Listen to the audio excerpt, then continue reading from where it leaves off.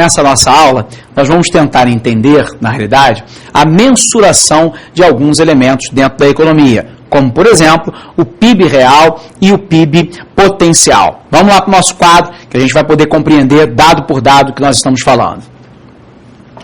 Então, nós estamos começando a uma análise muito interessante sobre as variáveis econômicas e, obviamente, a sua mensuração, ou seja, a sua medida. O primeiro, na realidade, e extremamente importante sob o ponto de vista macroeconômico, é aquilo que nós chamamos de produto interno bruto. E aí nós podemos ter um PIB que nós chamamos de real ou efetivo, que é o valor da atividade produzida efetivamente realizada num espaço geográfico, contabilizada num período. Atenção para aquilo que nós estamos falando aqui, porque isso obviamente é fundamental. Nós estamos falando, né, que o produto interno bruto é o valor da atividade produtiva efetivamente realizada num espaço geográfico, contabilizado durante um determinado período de tempo. Portanto, se nós pegássemos, por exemplo, o PIB do ano de 2007 em Portugal, ele será a quantificação do valor de mercado de todos os bens e serviços finais. Portanto, nós não estaremos considerando os bens intermediários, pão, cerveja, automóveis, espetáculos, viagens, produzidos durante o ano de 2007. Mas eu posso pensar também, né, que na realidade nós estamos falando de um local geográfico dado, no nosso caso aqui, Portugal, de atividades produtivas efetivamente realizadas durante um determinado período, o que significa dizer que eu não posso fazer a contabilização de determinados bens e serviços que foram produzidos em períodos anteriores. Isso é extremamente importante, porque senão nós estaremos contabilizando duplamente, né, a atividade produtiva. Nós vamos voltar a esse assunto quando nós começarmos a tentar entender as contas nacionais. Quero te lembrar que o PIB real ou efetivo é diferente do PIB potencial. O PIB potencial representa o nível sustentado máximo de produto que uma determinada economia pode gerar quando o produto cresce acima do produto potencial. Nós teremos, então, a inflação, que tende a aumentar, enquanto que um produto abaixo do potencial conduz a um desemprego, ou seja, a uma ineficiência produtiva. Portanto, nós estamos dizendo que o PIB potencial é aquele que representa um nível sustentável máximo de produto que uma economia pode gerar, o que obviamente não significa um PIB real. O PIB real é o valor da atividade produtiva efetivamente realizada. O PIB potencial representa o nível sustentado, ou seja, em que haja o pleno emprego dos fatores de produção, né, para a produção de bens e serviços que uma economia pode gerar. Quando nós temos, na realidade, um PIB potencial que cresce acima, né, da capacidade, nós temos, então, a volta da inflação. Enquanto que um produto abaixo do potencial conduz, por exemplo, a um desemprego extremamente elevado na economia. Bom, PIB real, portanto, potencial ou PIB natural ou de equilíbrio no longo prazo é igual ao valor da atividade produtiva. Potencial que poderia se realizar num dado espaço geográfico, dada a utilização potencial e plena de todos os recursos produtivos disponíveis e as limitações impostas pelo enquadramento legal e institucional da economia na ausência de ciclos. Por que nós estamos falando de limitações impostas pelo enquadramento legal? Porque nós poderíamos estar falando, por exemplo, da ideia, né, de uma taxação excessiva sobre as exportações, ou poderíamos falar ainda do preço mínimo dentro da economia. O valor da atividade produtiva realizada sob condições normais e médias seria o nosso PIB potencial, e é um conceito teórico e empírico, é identificado como uma tendência extraída do PIB real efetivo. Portanto, na realidade, nós sabemos que o PIB potencial, na realidade, vai ser extraído do PIB efetivo, ou seja, a partir da análise do PIB efetivo. Os objetivos, então, da autoridade da política macroeconômica a longo prazo seria o crescimento econômico. Lembrando que mesmo com forte estabilidade conjuntural, a igualdade ou a proximidade entre o PIB efetivo e o PIB potencial não garante um rápido e sustentável crescimento econômico. O que significa dizer que, na realidade, a sustentabilidade do crescimento econômico diz respeito a outras variáveis, como, por exemplo, a taxa de juros, ou ainda poderíamos considerar a questão da taxa de emprego, poderíamos considerar, de alguma forma, a política monetária, que seja expansionista ou não, e por aí vai. Para uma sociedade atingir, portanto, os melhores níveis de vida, ou seja, o output por indivíduo, deve crescer. Essa é a preocupação de longo prazo dos macroeconomistas. Ou seja, o objetivo não é só crescer o PIB sob o ponto de vista nominal ou potencial. Na realidade, nós estamos falando que extremamente importante dentro da economia é fazer crescer o PIB per capita.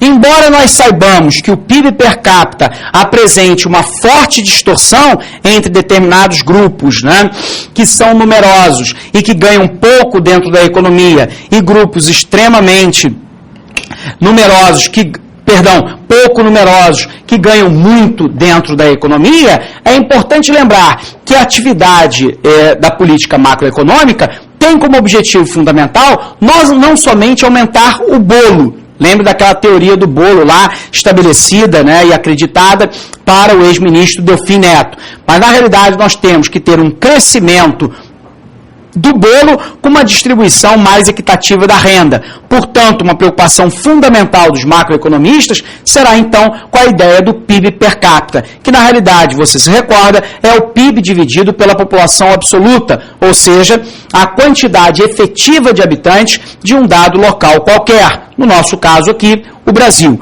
Portanto, tão importante quanto é o crescimento do produto nacional, é esse produto interno bruto dividido pela população. Porque isso me dá uma mensuração mais ou menos próxima daquilo como está se dando a distribuição de riqueza pela economia. Perfeito? Por todos os agentes econômicos, que inclui, obviamente, as famílias.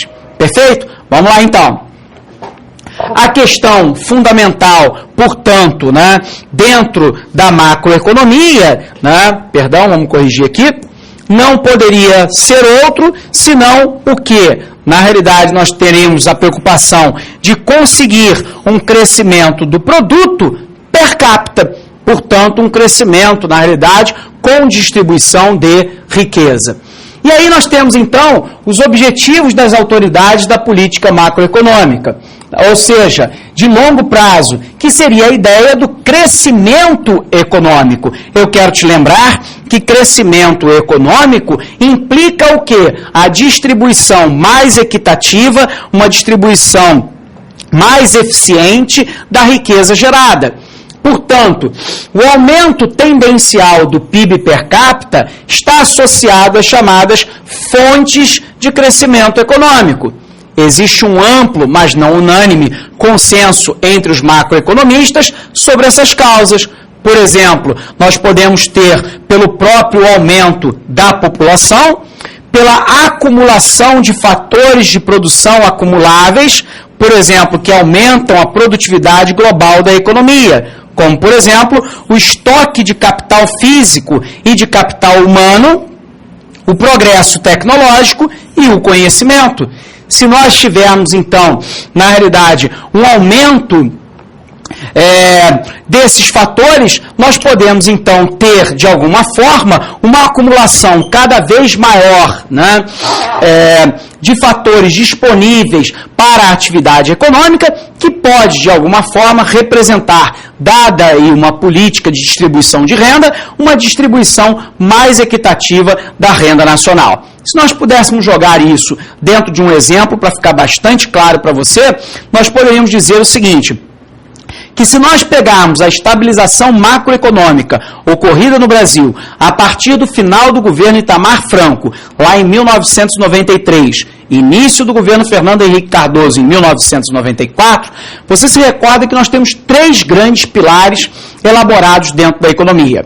O primeiro grande pilar é, na realidade, um câmbio que mais tarde será um câmbio flutuante. Portanto, na realidade, o governo não tem que defender uma paridade fixa da moeda local em relação à moeda de referência de valor em todo o mundo, que é o dólar. Por um outro lado, nós temos uma política de geração de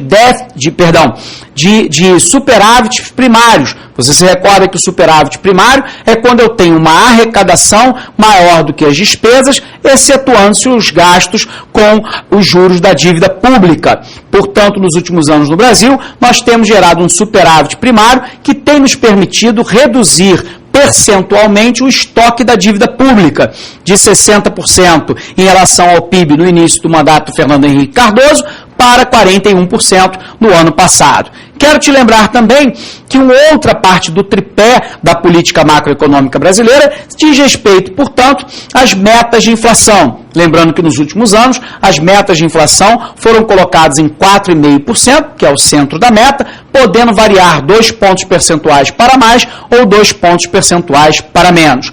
Mas no que diz respeito aos objetivos, portanto, da autoridade macroeconômica, eu quero te lembrar que houve também a questão distributiva. E essa questão distributiva, fundamentalmente, através das medidas de redistribuição da riqueza nacional com políticas compensatórias. Dentro dessas políticas compensatórias, nós podemos citar várias que foram adotadas pelos governos nos últimos anos. Poderíamos falar, por exemplo, do Bolsa Família, que é um dos mais importantes, ou até dos mais recentes, como Minha Casa Minha Vida, que prevê uma taxa de juros subsidiada pelo Estado de 0% para as famílias que ganham renda, que tenham renda, até 3 salários mínimos, na aquisição de imóveis de até R$70 mil, você pode ter um subsídio de até 23 mil. Portanto, na realidade, há uma preocupação fundamental com a questão distributiva dentro da economia. Por um lado, o controle efetivo da inflação, o crescimento econômico